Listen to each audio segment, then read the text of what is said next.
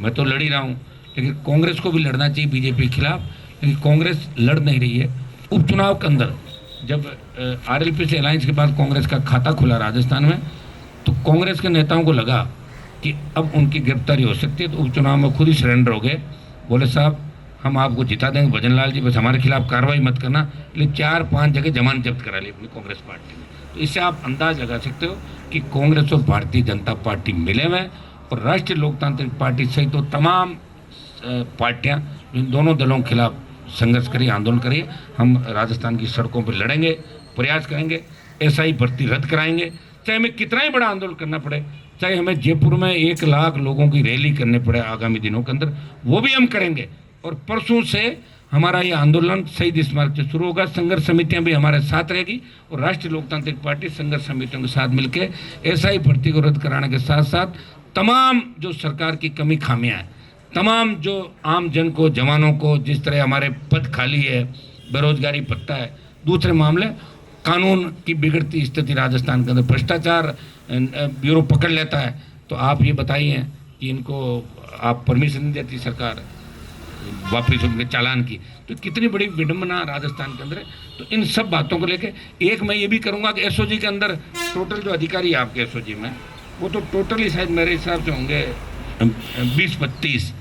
20-30 अधिकारी। इतनी फर्जी पेपरों भर्तियों की जांच कैसे कर पाएंगे आप मुझे बताओ। एक अधिकारी अगर जाएगा तो उसका खुद का रूटीन भी रहेगा, वो किस तरह काम करेगा।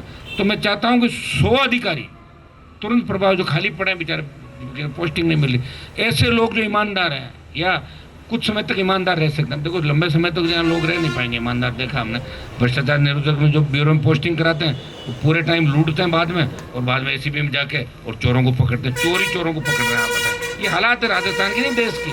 तो ऐसे लोग जो ईमानदार हैं या कुछ समय जिनको जोश और जुनून रहता है, ऐसे लोगों की पोस्टिंग एसओजी के अंदर कराए। कम से कम 100 व्यक्ति एसओजी में, जब ये अभियान सरकार चला रही कि मैं एसओजी के मार्फत तमाम वो, और मैं ये भी मांग करूंगा 18 से 23 क्यों, 13 से 18 वसुंधरा जी के समय जो भर्तियाँ रद्द हुई या जो पेपर लीक हुए, वो भी जांच करो। आरपीएससी के तमाम चेयरमैन, उनकी जांच के रामू राम रायकर, बाबूलाल कटारा 2 ही थे क्या इनकी जाति के नेता नहीं है?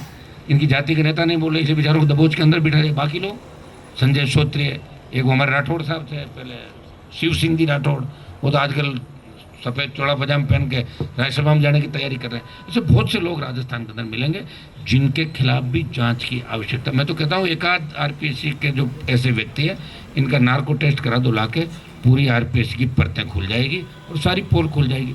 ये किसी न किसी को करना होगा, लेकिन भजन लाल जी ये नहीं कर पाएंगे।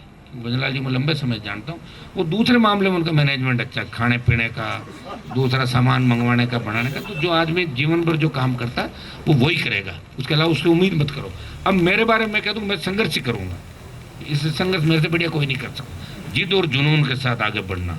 समय जा रहा, कई लोग जब आप तो मंत्री नहीं बने, तो मंत्री बन के क्या कर लेते भाई, कोई लड़ाई भी तो लड़ेगा। जो राजस्थान में एक लड़ने वाला व्यक्ति भी थी, मुझे ये सौभाग्य मिला कि मैंने पार्टी बनाई 70 साल में, और मेरे बाद में बीएपी भारतीय आदिवासी पार्टी, 2 पार्टियां, राष्ट्रीय लोकतांत्रिक पार्टी और बीएपी, राजस्थान की 2 सिंगल मेंबर पार्टियां देश के ऑल पार्टी मीटिंग के अंदर आपको बैठी हुई दिखाई दे रहा है। तो हनुमान बेनीवाल के संघर्ष का ही परिणाम है कि इतने नौजवानों को राजस्थान में लड़ना सिखाया, अपने हक और अधिकार। भारत का सबसे तेजी से बढ़ता हुआ डिजिटल न्यूज चैनल, जिसका परिवार 4,17,000 लोगों से भी ज्यादा बढ़ रहा है, वो संवाद न्यूज चाहता है हर जिले और हर राज्य में मीडिया पार्टनर्स। तो अगर आप बनना चाहते हैं संवाद न्यूज के पार्टनर्स, तो कांटेक्ट करें नीचे दिए गए नंबर्स पर। इसके अलावा अगर आप वीडियो एडिटर बनना चाहते हैं या फिर न्यूज इंडस्ट्री में बतौर इंटर्न सब सीखना चाहते हैं, तो संवाद न्यूज के जयपुर हेड ऑफिस में काम करने के लिए संपर्क करें स्क्रीन पर दिए गए नंबर पर।